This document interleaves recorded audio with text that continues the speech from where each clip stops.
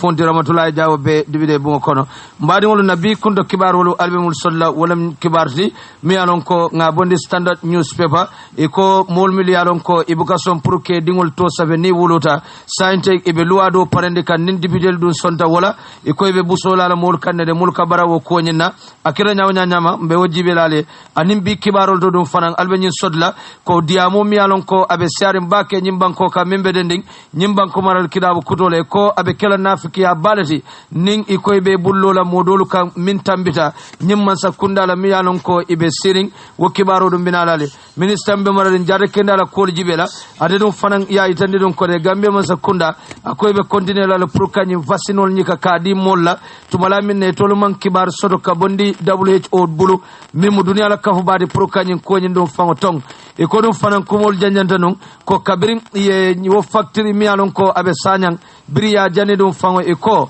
modol ye nyim fodum ko de kokino ye wole mutaje bari ko dum fanan muli alon ko marani droko la ko le fotata je e ko jibe akira nyaaw nyaaw be wasambalanale bi kibarol do dum fanan albenning honorable alaji sow albennama kawmo la tumala minna afana nyi tandi don ko de jimara tundo dol bije akoy kuramol sambaje bar tundo dol bije ye wol bali wolale anisla ko me ko le aku balati nabe kaja sodla may ahmed fadi mi alon ko adonum GMC la nyaaron koti iko idol dum fanam pare da prokaje ko ise flako wulindi mi mu GMC la flako ti anindum fanan kaje ko ye gambe banko la flako wulindi wo kibaro dum fanan binalalen bay lo mi alon ko ya muta jaman ne saintek ika fanan be jambila o mol kon le mulyalo ye tumi ko itolle ka mol faye adenyim banko kan newspaper kibar kaydo dum fanam bala mbe kibaro dol sambala nanjela aning foria newspaper mbari ngolo alben solal do monding nimburu tan ndro mbinadu na kibarol fango jado kibarti mi alon ko tabora boja ya sabe standard newspaper ako gambe man sakunda ibe parendro ke kanne prokaje ko luado mi alon ko abe bankola maral kidabo kono pour ka o falin ka jibe mimbe dending wulu wala karola falla karola anin fudu wala karola wolu anyin dum fana ning atara dibitel dum fango sondala ibe busola la mol kanne mul yalon ko wulu lalle muit bari buka sonke dingol to safe nyim banko nyin dum fango kan jang e nyitandi ko gambe man sakunda de sainte ibe parendro ko nyin dum fangola bake andi ko ning atara kedal luwati amanta tambila tiltan sabala ning atare me dingo to safe nyim banko maral kida banko kan yebula wonyama dum fango iko ni mu wululati ni dingo sodo ibe kala molodi mi alon ko iba fulani dalla walla be safero kala ka funandi registra ma walla debiti registra mul yalon ko tolle marani pour ka dindingo to safe ate nyim banko nyen dum fango kan jang wulula yalon ko e balanta pour ko dum fango iko buso mi alon ko yewole landa konna tola amanta dasala dalasi kemelul dum fanana nimo dum fango jo iko be sambala bunjawo kono ate tambila karkile nebe min kelaje bari ite kolya dum fanan lale kan bunjawo nyin kono je dibitel dum fango nyitande ko sekor ridin ani sekor ridin wolem sidla folonin fulanjango yewo kele nun serum sainteng iko ya nyikale nun puruka di national select committee la bunda mulbe marani puruka musolni dinni wala koljibe dibide bon kono woldum fanan na keskisiro nyin ye woni kale puruka di national assembly la kunu andu sainde toldum fanan be sila puruka ko nyin kata ka jibe faabe kala luwati le bang fata kala luwati nyim banko kanjang nyi tande dum fanko de dinni ngol mulyalon ko e ka wulu e wulu la karola lombang fo e futudale e man futu woldum fanna ko e koybo jibira bake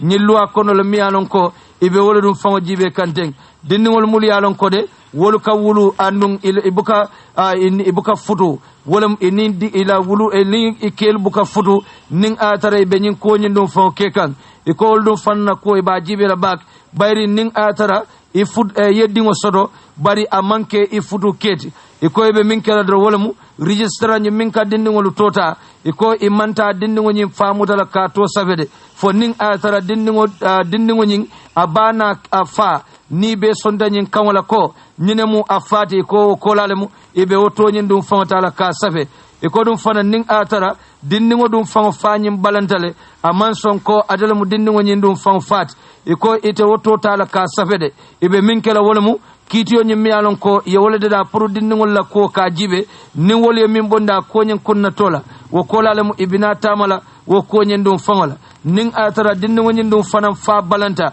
pour ka dindingola ko lu jibe anin ka dindiŋo topato ate ñiŋ banko kaŋ dindiŋo baadum fana man son pour ka dindiŋo ñiŋ faato fo ikoy be miŋ kela wo lemu ite dindiŋo ñiŋ faato safela de fo niŋ a tara dindiŋo ñiŋ na wululal la kayitol bi je ikoy be wo le taa la pour ka dindiŋo ñiŋ registre wala wo lemu ka to safe ate ñiŋ banko ñiŋ dum faŋ kaŋ bari kabirin kool ñiŋ dum faŋo bee bota la député doolu mulu ye a loŋ ko i be sando saami aniŋ ñaani ñaamina is wolu dum fanaŋ ye la miiro yitandi ñiŋ karolal de i ko moolu milu ye a loŋ ko i be santo to i be ñiŋ luwa taamandi la wolu kaŋ ñaadi le muhammed marena miŋ be sandu a ko niŋ ye a jibe jaata kende a la bundaa to mulu be santo to a ko wolu dum be lanjuriliŋ baa kele de woto ñiŋ tili tan sabo i ka miŋ foteŋ a ko wo doyaata baa kele pour kaaje ko wululaalu mulu ye a loŋ ko i bi je ye diŋo to safeno ate ñiŋ banko kaŋ kadado ya dante ñaame akoy ñanta ñillon na le ko gambia manke banjul nin KMC dambati de bari gambia tata le fo santo to andu ñanta woldu fanana kool sorale la bake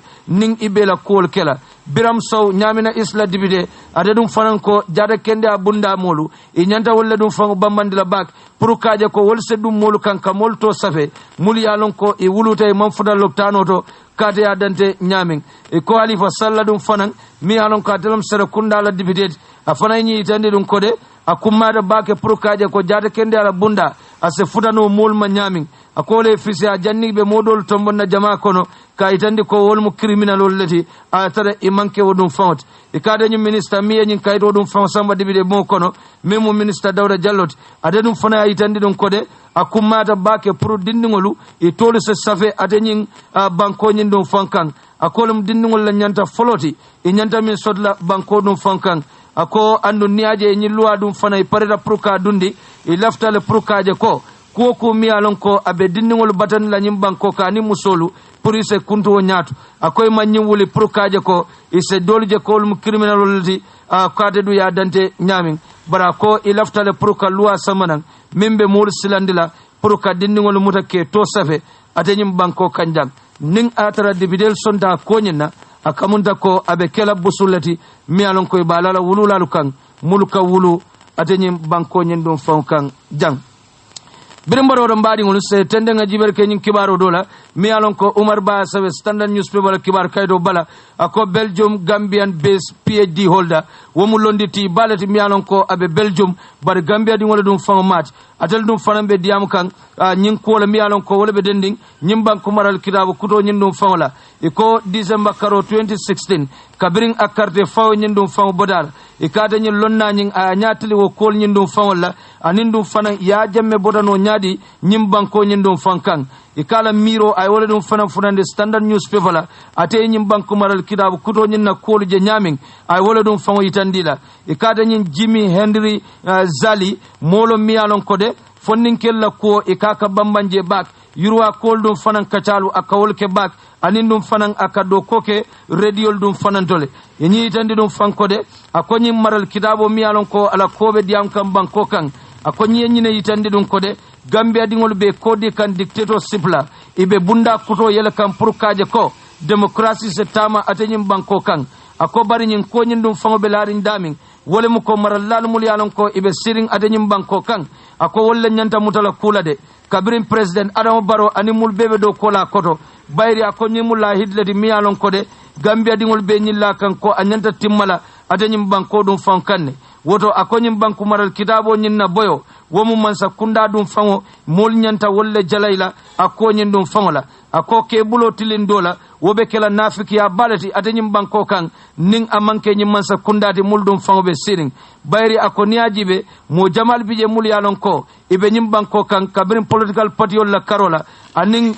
mo kotangolu wol dum fango be campaigno kele pro kaje ko National Assembly se song ñim maral kidab kudo ñenna bara ko president Adama Barrow ana fasalal wol dum fango balanta ñin kolalde bayri dibide mo kono kabiri balantala akoy nyaay muluje ba ko ñin jura kan jang wolem president Adama Barrow fango la moltide wodo ako ning atrebe mo mutala kula e nyanta wolle mutala kula ako president Adama Barrow ate dum anala molu ako ye minke wolemu kaje ko ñim banku maral kitab kudo ñin ase boyno nyamin woto ako itolle nyanta mutala kula ñim banko ñin dum faw kanjang ning anata ñi wali yola miyanon ko wala be dending ñim banko maral kitabu kudo ñin dum faw la kola ako ni nata jibe dum faw president Adama Barrow ay min fo Gambia dingole wala ko sanji saba abe wala sila banko dum faw kan bari ako sanji sabo nyin amanna so wala kole sono nyin ayota aya ka fongotat ako biring aganyeta kabiring operation 3 years jodna fintida pour ay ji ay banko murundi ako sayin a fansum patio lelo abe parede minna wolem pour kaje ko asa fango sindino nyamin nyin sembo nyin dum fan kono ako september karo nala kilo bakan gambia dibitelu iko ibalanta nun maral kitabo la miyalon ko kodo min dépense taji atadara fo dalasi wili keme tan dalasi million keme tan ani woro miyalon ko ye wole dundi je pour kaje ko ase nyin 1997 constitution asa jose no nyamin banko nyin dum fankan bari wol kono dum fango député tan saba anin killing wol sonda kola le ko bari député muang anin saba wala dum fango balanta akko nyin dum fango la yenyi tandi dum ko de UDP la député mul yalon ko e bodanu UDP e ko wol dum fango yela fasaro yitandi president Adama Barola wala balanta adenyi maral kidabo nyinna anin NRP APRC ko ya dante nyamin UDP PDOIS anyin GDC e ko dum fango be sonta nyi maral kidabo kudo nyin dum fango la ko kambala dum fango yenyi tandi dum ko de kabirin nyin ko nyin manna continue no president Adama Barrow anin mansa kunda ko inata ka lafinna kuto soto mimbe den nyim banku maral kidab kuto nyinna ko inata ka mo komande miyalon ko wolam Nigeria mansa ke kodoti ka mi ko Goodluck Jonathan ko le dum fanan nata nun pour kaje ko nyim banku maral kidab kuto nyin ase tamano nyamim banko nyin dum fankan ko sinya jama abina kanjang ako nyim man tobenno ay Gambia la political party nyaton ko la e bondi jaay samba Nigeria bari jedum fanan aman tobenno hani bi ko man soto adenyim banko maral kidab kuto nyin na karola ko adenyim a PhD holder mi alon ko abe Belgium ako ning a dum be kada soto kan bar kibarol dum fanan finta kay dandi dum ko de banko Jamal bi mul yalon ko ibe tuwabudu woldu fambe kodi adenyim vaccino la le bay aka yele kutur akole ke mbol balo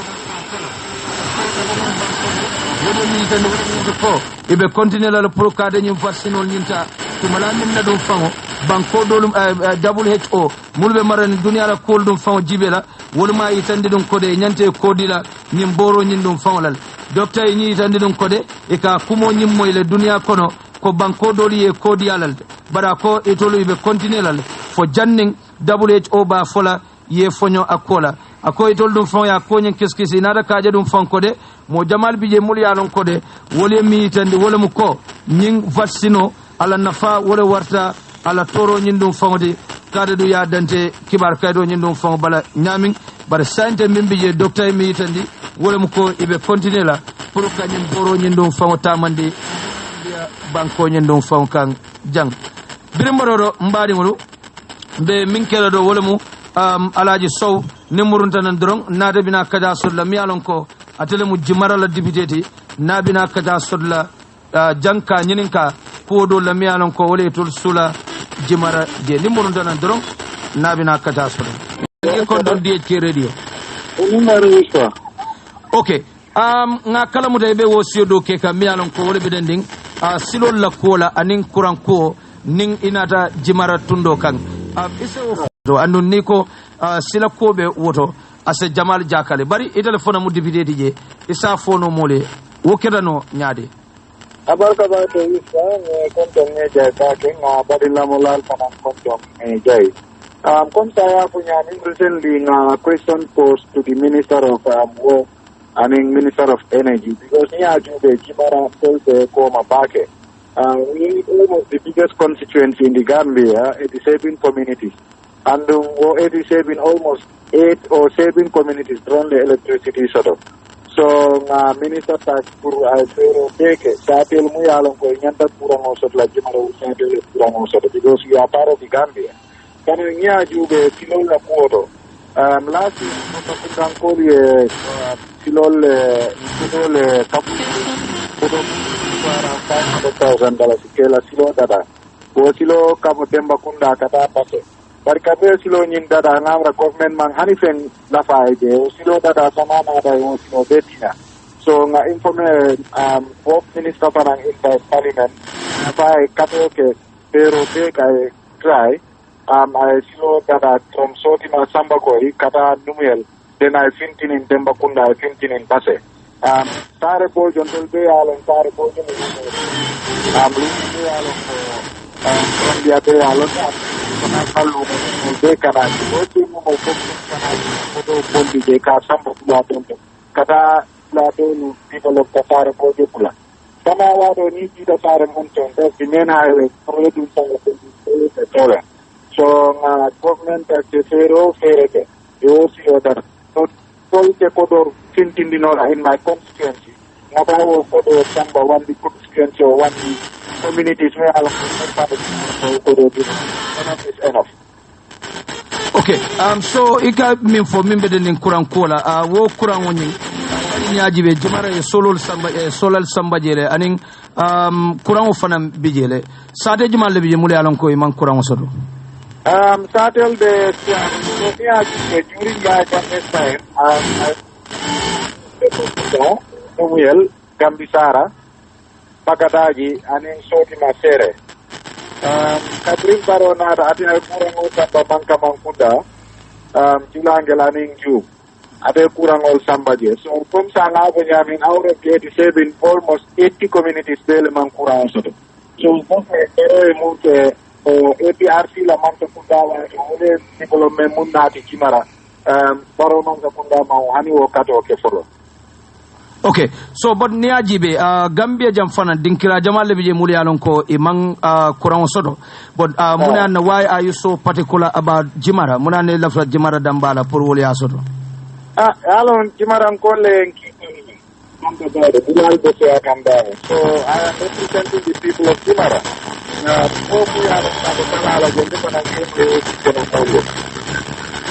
okay, so honorable Nina Rajibe Sainteng banko be sora jawle andong diamo be siarim bake nyim banko kan itela jero to bale no dibitele banko la kolo yaade nyaade banko kata nyamin apala tawa patara to saya ko ya ada bale la foto andong malafika tomen security la foto ko nyangra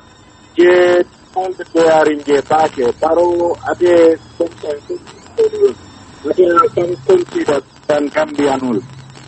because he provides more security for himself than the Gambian people. Okay, so biam ite amira sai what is the way forward mune sekeno prokaje ko yurwaye na banko nyenkan ning atre de be yamaro dila president Barrow le mum fola not president Barrow but Gambian ni la pejiro Gambia December 4 2021 ye Barrow bondi Pruka bondi ka IC bari NPP fanam be mi yitande ka wolom ko Barrow e planol min sodo e siada bakele pour ay labang nyin sanjilulo damba ko no inanda wato dilala pour ay sanji kamo kida kama mung Barrow mang kenkeno sanjinano ko no sang is almost 1 year left or few months amawo planol implement hani sang ade ba implement la wen volunteer baraka bake honorable ngeten to ke jay ye wato minta pour kadi am di abarka ba wole mo honorable alaji sauti nga tentuka ajay birimbodo mbadi ngulu science tenteng nga jiber ke nyin kibaro do mi alon ko nga o bondale forea newspaper ye nyitandi ko police solo ko be keskisro kala membe den jibo sisela sayala min kedano na sade ko bakam ni lokko kono fadu konde no kibaro nyin sudale forea newspaper wolle nyin kibaro sa ya yitandi ko police wala diam la mi musu protect na IT talata lum tinti tanan ka yitandi ko itol police wala kuntun ko be kiskisro ke kan kula min be dending fondinke o do la ko ak sanya ak tiñaro ko nakata je ka fam ne ko Jibrin Cissé nata sa be loi ko taman ak ko kono ako momi yalon ko wala barata nyinda be nyin tembo to abe to lam ko nal andon abe ma ko kan kiskisro lam ako fanande abe kumandiro kala mo la minu yalon ko wala be sanyam puru ikana sila ako ni nata ka jube fanande police station o minta ya jani sanya anin Chinese so la nyimmel factory mi yalon ko ya jani je ako to la kunton ko be kumandiro kala nyum modu la puru ise ikana sila njay tententa ka foko de abe kumandiro kala faminte wala minu yalon ko to lebe sanyan sate kono puru ise jama be mo bula wodinki ranyo to andum fana anata ka yitandi ko to lo fani tiol ibe kata ko be kala la pur ke samba sanyan na checkpoint sol be dawo da iba jalale kayroɓe tankunnola waddintirato ñami ko foroyaya banque ñami birimbaro do mbadi ngol se jiber ke nyin kibaro do la mialon wala be dending GMC la ko e nyanta flag up wala mu GMC la flag ko le nyanta wala dum fawni kala nin Gambia la flag ko may Ahmed Fati a fanan diamuta wo ko la mialon ko abe dending nyin flag selendo la nga wala moy minna tila kijera ya ki DHK radio to assalamu alaikum wa rahmatullahi wa barakatuh GMC dum be dawoda balbe kontonna altolnal konton walla ndere mo alla pati le may Ahmed Fati mbaten lambal je la baki alla kata kol kan min yalon ke be kato ke kan banque nin kulloto alam ala be barabe anyin dankini aso do ndo la pati yo barako wala be je be sabata kato nyale fasa ndo mi lorin to nyale kan gambila nafa dum la nafa do silole kan ando ngani dankini aso ko be iznillah be menyina ala bulu ay gambe kara famma o bekelale o tabayla nataka kibar kuto tala natelier GMC na flag day nga executive edition okay sawo sang menke da sama nyol lungoti GMC be flag day celebrate la banko mu be kan na flag raising ceremony jing ba data ndakunde na makano to kotu sama talam fula wato la be GMC dum be danila be dawda kombo kono anin gemme kara koto wala momo singo se fetandinoje fero ke yena ma be nyin juralo fe membe ke la kotu nakorda kono mbe nga amutanyo fe kaje ko GMC zulara ko kula nyo fasa ko korola nyo flag raising ceremony nying mbadat la samale ko nga fo nyamen avec la san kuleti inshallah andong ninga ceremony nying ke nakorda kono wokola GMC bi dumbe dawoda balbe danila momo isi GMC flagota yake la korda bundala no mbole be bulu korda kono ya la bungo santo no yake la salam peroto ke dula to yalo ko karam fansino o ja ka muda ko GMC ko kanne o kono no do korda kono to ni ko no ko ma da ko wala nyaton ko lu executive legend decision ota ko banko tam kara itu mentale patio el la tarin o do sama la programo albe invite la jenti dum be dawoda balbe invite la no exception momo ni sen so je si fero je na kotu nam ka ya to be gamela flag o resla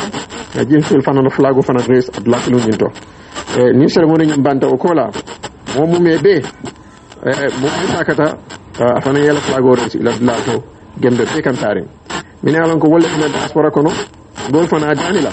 be dawde el diaspora kono yela planterol to ani ndulal to mi alon ko GMC flag o woli noje ya wolindi woto ning flag o ni kotota ale flag o sendi kotanke kato inshallah mbeke la sanwo san kuleti GMC to nya dole fasala gambe dum labata dole kelela gambe la nyatora milorin wole kan alon ko nin to nyalon nin tollamo ne yina la fanan bi iznillah to ngaddan kini asoto ko mbasoro ni banko kanjang inshallah wata bayla wata mbatan lambal jayla assalamu alaikum wa rahmatullahi wa barakatuh wole keda may Ahmed Fati de GMC la nyaton ko birimborodo mbadi ngolu se tende nga jiber ke nyin kibaro le mialon ko wole be dende ma fuji sise min sabe standard newspaper anyi tandi dum ko de kabrin kuma kamol be janyanka membe dende ko kibaro le fentira ko e kokeno le muta ate office mil compagnie do mialon ko abe sanyan sade kono wayati na dum fango national drug law enforcement agency ko lamol dum fanam fentida pour kada ka dinkirani dum fango muta ka jibe e tol dum fanan kabri fudada je ila demba s jamme mi al wolum ila director of forensic investigation mi alon ko wolbe mamman kan nyinjiber sifalla ami tandik journalist la mulba baton kan nunje wolum ko kabini ye fengol beta ye taste adawo dinkirato e ko imam fenjije mi alon ko dro ko le dum fawmat akoy don nada minnaje wolumu pour ka kol dum fawmuda ka senende mulla muli alon ko ibate o dinkirani dum fawto ka jibe fo dro ko sotta jele fo dro ko nyindum fawman sot bara ko ye mul dum faw be jibe wo ma itandila dum fanko de dro biro kolebe ate wodin kirani ndum fangoto bare nyitandi dum fanko saintende akamunta ko waliyo miyalon ko abe sanyang konyim abe jikanne ninkumu dimbanyim fangobe duben kanne bayri ya itandi dum fanko saintende tenyin police station o miyalon ko ye wole jani sanyang anim fismil compagnie nyin mol miliyalon ko ibe sanyang e ko ibe sawarlende folo tenkumobe ate o sate nyin dum fanko kono e nyitandi ko kununa mol miliyalon ko ibije chalde malal le muyti bar senegalil le dum fana muyt wol jamal dum fana silata ila tankola ate wodin kirado bayri ko ila musoli e kalamu dandinna ko mo jamal bije miliyalon ko ibe nyini kanne nun tumala minna nyin sanyam fondinke fata sanyan je dum fango bar sainte e mitandi wala muko itolde min diamda kibar talay akoy tol meda sabadir mbake sanyanne enin sanyan kol nene man dunyola ako bari mulyalon ko wolle be nyim fitno wulinde kan sanyanje akol be mu nyin nala kutol leti mulyalon ko be do ko ke kan fismil factory to je wolle molde mulyalon ko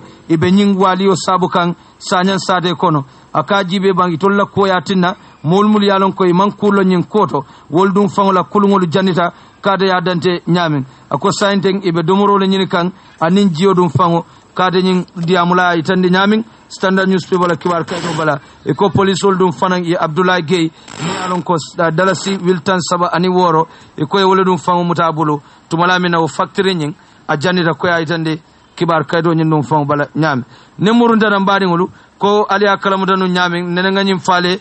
kibaro to kabirin bankola vice president o number 2 miyalon ko adiyamuta nu nala kilo ba kan kodo la miyalon ko wole keda adanyin gambia banko kan tumala minna ay jara lo futandi jamme man sakunda la ko wolle atina nyin banko man tara takanno kade du yayi tande nyamin nemurunta Mamadou Sabali miyalon ko baramare madi UDP party o kono afanan yala miro itande Dr. Aissa Touré la nyin kodo nemurunta nan mbe o fanan dun lalale tumala minna nga soto DHK radio hajam be konton na mbe na sirif kunda kol konton na sanga jor am fal khaydara na la sirifol mbal be konton na dele Modou Sabali ngal konton nyin somanda na kacha ke kula me alon ko ngaje newspaper so leto aketa nye jakalo kwoti foroya newspaper tena lunga matarotin talnin ye headline leke na to story ke me alon ko kabringa je hani sain amam bono na hakiloto fente fo ni kuya ngamen soto nyin kibaroto ko Adama Barrow la vice president Aissatou Touré wole fintita ako Adama Barrow ala development project sol ibe fail tale ibe continue le ka fail ko prote kututela no bankola do ko bankola development be Aissatou Touré le ya fo al se la moy na ngana fatan fansaye ay nyim fo nyaadile ha karun yaaje na audiol mbuke ke juna gambatu fo talan kononte tambi ngam batu fo kiyam ko li mono min ni wonte nakumoli bu ka faham no nakumol dol bije ka kuliyale pour ka faham ka koleya sa ko kiyam ko li natra imam dasa ma folo somanda headline membe foroya ya sa fa nyame newspaper nyato wolen iko VP Touré blames 22 years of delivery of services by public institutions iko Aissatou Touré ko sanji fula mararo jamila mararoti walatinna Gambia mansakunda ila mansakunda bundal e bokado ko keno e nyanta kala nyamen kabringa waje folo jelole ente muta katu ya jame ngalo nako ay tilimbali yake janna ay tajiri yake janna dal sa jame man do ko mo yo fo emen fo amante to nyati adu mende keri nim banko keno Aissatou Touré Adama Barrow malong bari Gambianul Jamal kamem fo wolen ko ya jamila man sakunda le fisiyata Barola man sakundati ko ya jamana ala do kulal hani bulu kuran jiyo le fisiyata Adama Barroti anala do kulal men banu mabitilo Aissatou Touré be nyin kumo fintindila ayatra dimbabe malala sanyang banko mol kiyo farata ibe mol fala ibe mol kanatela Senegal sojarol be dunna Gambia ta Gambia dingol bon kilo la aduna manke first time ti ko Aissatou Touré kalimira jannibe diamula katika kumo dolu fo ha wol minari la man sakunda be la masi bolto woto ngamire la duwa famata wala kay rabbi sindi helman kar sindi helman fo jannibe diamula because Adama Barrow e muneke jangin sanji nani tambila ya jame men ke ngawjele ba ni tata newspaper kono to fan ay sa touré même foje wole fango kijo faro warata ka tambi headline la mba court la newspaper to because ngamen fal na politico mbuka kala mo mbuka fani afoje ay sa touré ko according to Foroya newspaper Madam Toure said they looked at SSR well in security sector reform as an entry point and a trigger to all development aspirations ñi kuma balti angale kamara de ako security sector reform ay sa touré be walla menketan security wala sojarol la bunda policeol SIS tanko la bunda kawoto falling ako wala be kele to la doku foloti me ya lonko ibina doku dol men be kele developmental be abe bolanon wala ke to kana banko yiri wande be nyindo de o ke ta jele ko wolti wala nan ko ay sa touré men fo len baro fail tale abe continuer la ka fail ate doku kele no nyim banko kan because security sector reform wole fo tinyata panchan kalanta ko beti nyim banko kan security sector reform ala failure alankene mata fo diplomat EU ambassador afintita ako barola mansakunda ila security sector reform amantama woto ko men failta atinyata panchan kalanta nite ko wole be kelaite ite funti dulati pour ka development ko wote men fo wolen ko development te kelano jang barote fen kelano jang mansakunda failta len ko Aissatou Touré ay wole fo practically because security sector reform molla tanko la bunda munebe keri woto nyim banko kan ha yalong bible ka men fole your own mouth has testified against you wulita audio nga menu moy nyin somanda ate Aissatou Touré fon la mansakunda supporters ol NPP supporters ol lefintite be baro jay ba jalaila ko na banko la tanko a kasara tele security kasara ta nyim banko kanne ibe complain la ko la men kata sanya faraba tambita inyinata wala will be mu example of the failure of security sector reform in this country nko ye moluta ye murundi police bundato meya lonko woli tajire ya minke nga lonne itoku yata drug kola ye murundi police kono ye place baadi la munana drug trafficking te wajabila banko kan NPP ko wolle be baro jalay kam bi ñin security sector reform la ko banko tanko man sabatino banko kan iko baro fangala molde iko musul sa ñi bita he wala fang ike la meshol bondino sila kandiol tata nyapi ka yele meso musibulo biso mandanga video doje ko palmarima ka nyapi mol kan kela mobile ol ta ñinen security sector reform ti bang adama baro mun security sector reform le bi jang mol bebe siring men ye molu fa ye mol tajireya ye fintindi ye ta ye place baldila ni tata TRRC inin esa fal dun tanyola ye la kuriya tandi ye finti ye ol bulomuta ya sekandi santo ha eco security sector reform mun reform tajang nim banko kan bar Aissatou Touré ñing ko ke jele ko wolde ko security sector reform wala be bunda yele la pour Gambia la nyatota baro la mansakunda ko to yemen fo wolen ko baro fail tale ala development project gol fail tale ibe continuer la pour ka fail al fawol la NPP supporters wol be ngara kan ñin somanda ke bulo liki adama baro e analla mansakunda ko banko la tanko peace and security and yole kasara iko luwa mantara tama kam banko kan alla NPP molle ñum fode bari luwa be tamala no nyaadi len se ñinin ka wala fanan katu banko ila luwa aka suji constitutional la kabrim banko be sitay d'accord tas constitution review commission e banko be yaay idi mol diamuta mol ko constitution kuto iko mansa kana si ka tambi tam fulala sanji lulu tam fula constitution o tonya amantimma men fonga ya safe mantimman de fonga mantimma so tarol bi jele bari baro man so tar jani constitution kutoto fo ate akala personal interest ko constitution o yate discriminate le ate ala nyin tam abe mensa kan yo kontile ate te tambira no sanji tan mansa ya baro ko da malata atela problem oti wala na nyin constitution ya non ko men si ata million kemeti wala dépense taje baro ya be buruka aya be kasara baro ya tandi mo la ko constitution o man kumma ya te fe loi aman kumma ya fe bu loi be tamala no nyaadi le woto NPP ko la linjabi loi be tamala no nyaadi le kabiri mome ya lonko kabiri molde quartier o fayla ba tambindira ay même fo le ngabe banko la maral lankita bo falina avec constitution kudo samana afa on ata o buruka afa la personal interest kan wala na keta jakaloti nimbe sirim bin ka moy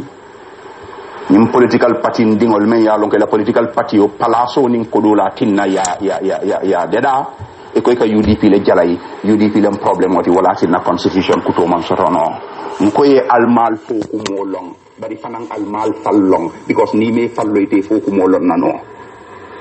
abe molu kono men kanyum komati nyaari ngoko men ka fay famay docteur wala nante modu sabalin ko iko momo e docteur nyim banko kan ala ko ko rasiku ke bang ma ko docteur rol bede ma ko mobe ko me docteur bari ko momo e docteur nak abe politiko ko nyim banko kan ala ko ko rasiku ke ila karango ye na famu nela iko adama baro man amang karanga man faham bar adama baro yala interest samanang ibula taw noma iko adama baro lafta men nan ngawake iko ka UDP la jalay ila karango ame nafa modu sabaleti mi alonko abe diam kan wodlan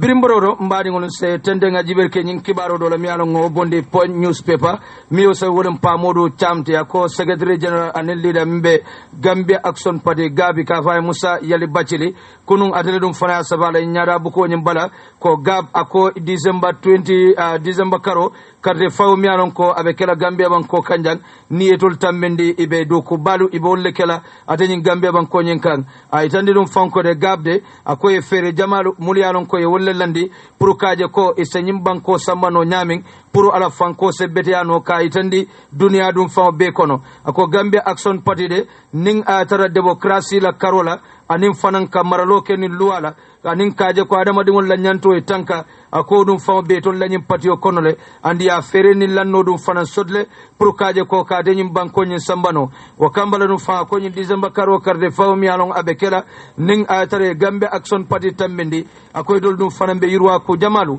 e be wolle sambala nan ateñim banko ni dum fankan kay tan ni nyami point newspaper birimboro mbadi ngolu Standard newspaper la kibar kaydo bala itandi dum kode baylo mi alon ko ye tumi ko to dum fanka mo fake ya jamme nyim banko kan e ko e bullatel dum fanan ka jaman banko kan to malami na dum fon e nyitandi dum kode hada madi won la nyanto jama wole dum fon tinyata jang adani lo dum fon de e kana la molu ye fon fa jamalu ye wole dum fon ke ya jamme nyim banko kan jang e nyitandi ko nyintala tambilalamu ye bullate dum fon kan jaman na prosecutor wole dum fon e nyitandi dum kode ya mutale andum fanan abe sabatulin damin e beje mutale pour ka kiskis ka jibe e nyitandi dum fon kode nyemmolu e ko ye tuminum minna wolem ko ye mo jamalu ye wolle fa tumala minna e todi tol dum fongla e ka foy ko jongulalu ko aytande nyamin barate nyim baylo santende abe jaman la authority bulu wolem ila alfal mulbije abe wolle bulu tumala minna e ko dera haydara la fa anin modolu mudialon ko e fata e tol dum to man senea wo ko nyen dum fon kono birimoro mbadi ngolu Amadou Diarama ya sabe Standard newspaper la kibar kaydo bala ako joko ye modole mutaje mi alon ko minsiobe sanyi muang anin killing ko ya sambalu anyati wala birka magistrate court ya de dum fon to min minna wolen bunda kilindi ko ay Mamadou Sow ay wolen dum fon fa joko night club oto ko ya dante nyam atelondo to min wolen Paul Mendes nyim Paul Mendes birka ma nyamba en kolom mi alon ko yin to miro dum fon la kan kadere Mamadou Sow kade wala fa ani muro la tumala min na ya so akonodo bara de dum fa balanta wala la ko ani wo keletale bari wo man fa wodin kirani dum fa to je superintendent Camara mimbe police to yala kidi bo nyin kono ay daniro ke kidi bo la police nyin kidi nyi muda ka sawndi special criminal division bayri ko nyimu kidi le mi alon kode ay sembo soto bake woto anyanda tala high court le pour wole si kidi nyi dum fa compte bayri nin kidio dum fon yaate boy a siyo dum fon abe wala la bunja wotole de o kambala dum fon e dandiro ke police nyin kidio nyin sawandi mimbe sirin kidio nyin kundo mimu magistrate Aissatou Dabo wodum fanana la kidio nyin mula ka lo sawandi anin anada ka muta ka sawandi ka samba high court special criminal division mimbije pour wol se tambi nyin kidio nyin dum fon nyato bar sainten kidio kibaro nyin be damin wolem nyin de ko de ya kidio nyin mudal ka sawandi high court e nyitandi dum fankode atenin magistrate Aissatou Dabo nyina mu kodi mi alon ko ay wala yitande kidi bungo nyindum fan kono je mbari wol wado la bangona la doya kamba mbe min kala do wolam kankularo mi alon ko abe mbulu jang nse wo kankularo nyin sindala membe dending bisiyanka daru nyanjimin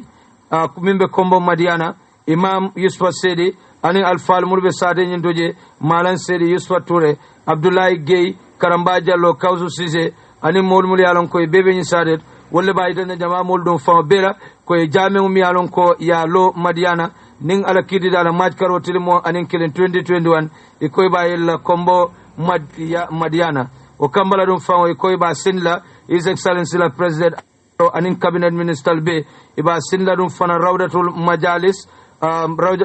majalis mulbe mbiya banko kan anin supreme islamic council e ba sinla wol dum fana na ustaz abdoulaye soare e ba sinla la docteur abouakar fati anin the principal mimbe mahad amana Dr. Bakari Jete anin karamu murul mul bebije imam sen sedi lansar tanje imam alhussein jede bisiyanka madiana pajallo dembo njay bisiyanka madiana sektijan haydra madiana sekuna haydra burfut ba seku sedi kiti ansu sedi kiti ibrahima sedi kuloro kadijatu sise kuloro imam jibril touré kuloro karamu sedi sifo mohammed Sedi Gunjur Sambuya Nyambi Sedi Madina Salam Ibrahima Jaban Sukuda Moro Sawane wala Moro Suwane Sanchaba Sekule Touré Sandu Nyankoy Wiye Sedi Kerwan Babylon Moro Dafe Madiana Jatu Sedi Mandinaring Imam Alkali Madiana Imam Alkali Tujareng Imam Alkali Tanje Imam Alkali Burfut Imam Alkali Sifo Imam Alkali Kubariko Imam Alkali Koloro Imam Alkali Bato Kunku Kosei Olyundum Kuta Birikama Jamme Sise Mandinarin Sadedo Abouakar Jada Sukuta ikoyba sinla misil mol bela muli yalon ko ibe Gambia anin Gambia e bantala kabrin katon fo koyna momo yalon ko isimo se futandino je ko karo tilimo anin woro ning ala kiti dala don jami mi yalon ko ya lo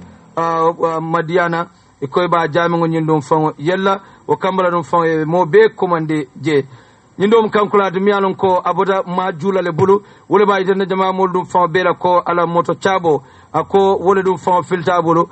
kunun sutola aka bondi ala kordado faji kunda bita kan num pikadeli ma fonla akala ñi moto chabo filta mi alon ko volvo le mati momo yalon ko yaaje dukare ma juula maron ko abal be ko man lal sa ma koy ning mi yaaje dorom walle moje mi alon ko ayaje e senyin nombakta ya commandi woto memo 733-1817 733-1817 saimbe min kela dorong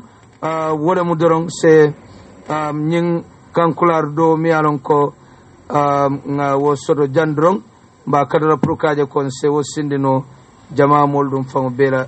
nyamin wolam to nyaade mbani ngolu wato lo bangona la doya kamba saimbe min kela mbe kankularol ñing kon faala jande fo soma ning ala kididala doron nemmurun tanan doron se continue kibarol ning kankularo do la muli alon e sodo jang bari ngolu al sere di to anoto al nal bari malo no yusfa dabo